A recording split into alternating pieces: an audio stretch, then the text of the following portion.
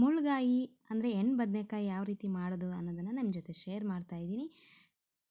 ಮುಳುಗಾಯಿ hi hello ನಮಸ್ಕಾರ friends, welcome back to my channel.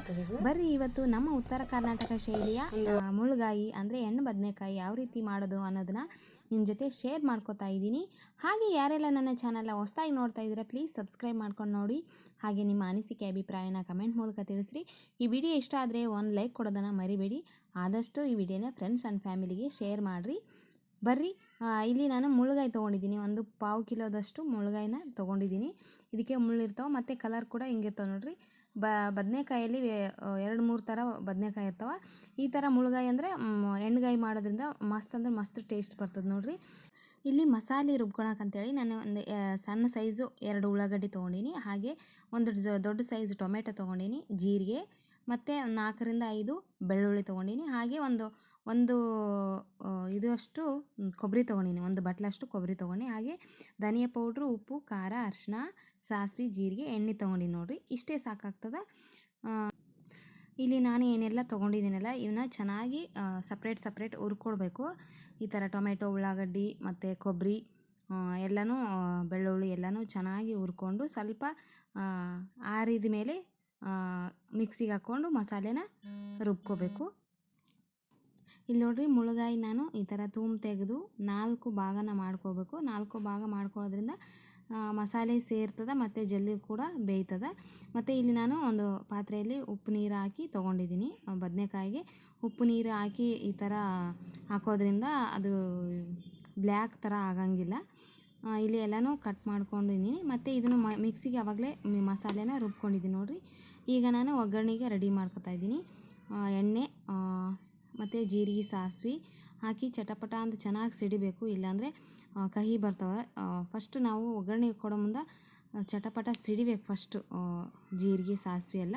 ಅದಾದಮೇಲೆ ನಾನು ಇಲ್ಲಿ ಆವಾಗಲೇ ನಾನು ಬದನೆಕಾಯಿನ ಏನು ಹೋಳು ಮಾಡಿದ್ನಲ್ಲ ಅದನ್ನು ಸೇರಿಸ್ಕೊಂಡ್ಬಿಡ್ತೀನಿ. ಇವಾಗಲೇ ನಾನು ಯಾವುದೇ ಮಸಾಲೆನ ಹಾಕಿಲ್ಲ. ಇವಾಗ ಫಸ್ಟ್ ಜೀರಿಗೆ, ಸಾಸಿವೆ ಹಾಕ್ಕೊಂಡು ಕರಿಬೇವು ಮತ್ತು ಬದನೆಕಾಯಿನ ಚೆನ್ನಾಗಿ ಫ್ರೈ ಮಾಡ್ತೀನಿ. ಫಸ್ಟ್ ನಾನು ಇದೇ ಥರ ಮಾಡೋದು, ಯಾಕಂದರೆ ಟೇಸ್ಟು ಕೂಡ ಚೆನ್ನಾಗಿರ್ತದೆ ಮತ್ತು ಅದು ಬೇಯ್ತದೆ ಜಲ್ದಿ ಅಂಥೇಳಿ.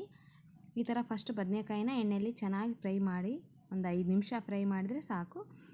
ಅದಾದಮೇಲೆ ನಾನು ಧನಿಯಾ, ಖಾರದ ಪುಡಿ, ಉಪ್ಪು, ಅರಿಶಿನ ಎಲ್ಲನೂ ಸೇರಿಸ್ಕೊಂಡ್ಬಿಡ್ತೀನಿ.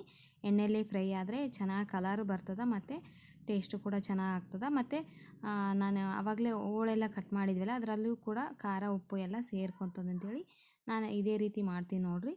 ಅದಾದಮೇಲೆ ಇದು ಒಂದು 5 ನಿಮಿಷ ಬೇಯಬೇಕು, ಫ್ರೈ ಆಗಬೇಕು. ಖಾರ, ಉಪ್ಪೆಲ್ಲ ಸ್ವಲ್ಪ ಎಣ್ಣೆಯಲ್ಲಿ ಫ್ರೈ ಆದಮೇಲೆ ನಾವು ಏನು ಮಿಕ್ಸಿಗೆ ಹಾಕ್ಕೊಂಡಿದ್ವಲ್ಲ ಮಸಾಲೆನ ಅದನ್ನು ಆ್ಯಡ್ ಮಾಡಿಕೊಂಡು ಚೆನ್ನಾಗಿ 5-10 ನಿಮಿಷ ಕುದಿಬೇಕು ನೋಡಿರಿ.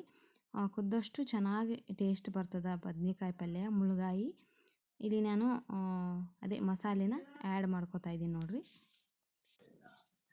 ಇಲ್ಲಿ ನಾನು ಜಾಸ್ತಿ ಎಣ್ಣೆ ಯೂಸ್ ಮಾಡ್ತಾಯಿಲ್ಲ,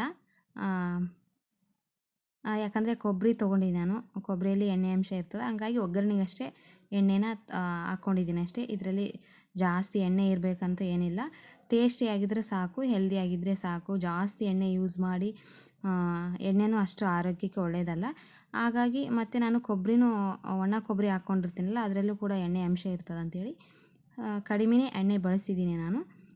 ಮಸ್ತ್ ಅಂದ್ರೆ ಮಸ್ತ್ ಇರ್ತದೆ ನೋಡಿರಿ ಎಣ್ಣೆಗಾಯಿ ಪಲ್ಯ. ಇದು ಚಪಾತಿ, ದೋಸೆ, ಪೂರಿ ಮತ್ತು ರೊಟ್ಟಿ, ನಮ್ಮ ಉತ್ತರ ಕರ್ನಾಟಕ ಅಂದ್ರೆ ರೊಟ್ಟಿ ಅಂತೂ ಮಸ್ತ್ ಕಾಂಬಿನೇಷನ್ ನೋಡಿರಿ. ರೊಟ್ಟಿ, ಮುಳ್ಳುಗಾಯಿ, ಎಣ್ಣೆಗಾಯಿ, ಬದನೆಕಾಯಿ ನೋಡಿರಿ. ಇದು 5-10 ನಿಮಿಷ ಚೆನ್ನಾಗಿ ಕುದಿಬೇಕು. ಕುದ್ದಷ್ಟು ಟೇಸ್ಟ್ ಚೆನ್ನಾಗಿರ್ತದೆ. ಮತ್ತು ಇದು ಕೂಡ ಗ್ರೇವಿ ಟೈಪ್ ಮಾಡಿ ನೋಡಿರಿ ನಾನು. ಎಲ್ಲದಕ್ಕೂ ಬರ್ತದೆ, ರೈಸ್ ಜೊತೆಗೆ ಎಲ್ಲದಕ್ಕೂ ಹೊಂದಿಕೆ ಆಗುತ್ತೆ ನೋಡಿರಿ. ಫೈನಲಿ ರೆಡಿ ಆಯಿತು ಮುಳ್ಳುಗಾಯಿ ಎಣ್ಣೆ ಬದನೆಕಾಯಿ ಅಂತೂ ಚೆನ್ನಾಗಿ ಕುದ್ದದ ನೋಡಿರಿ. ಈ ಥರ ಟೆಕ್ಸ್ಚರ್ ಬಂದದ, ರೈಸ್ದಾಗ ಕೂಡ ಹೊಂದಿಕೆ ಆಗ್ತದೆ.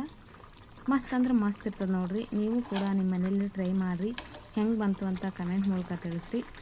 ನಮಗಂತೂ ನಮ್ಮ ಉತ್ತರ ಕರ್ನಾಟಕ ಕಡೆ ಅಂತೂ ಬದನೆಕಾಯಿ ಪಲ್ಯ, ರೊಟ್ಟಿ ಅಂತೂ ಬೇಕು. ಬದನೆಕಾಯಿ ಪಲ್ಯ, ರೊಟ್ಟಿ ಇದ್ರಂದ್ರೆ ನಮ್ಮಂತೂ 2 ಹೊಟ್ಟೆ ಆಗ್ತಾವೆ ನೋಡಿರಿ.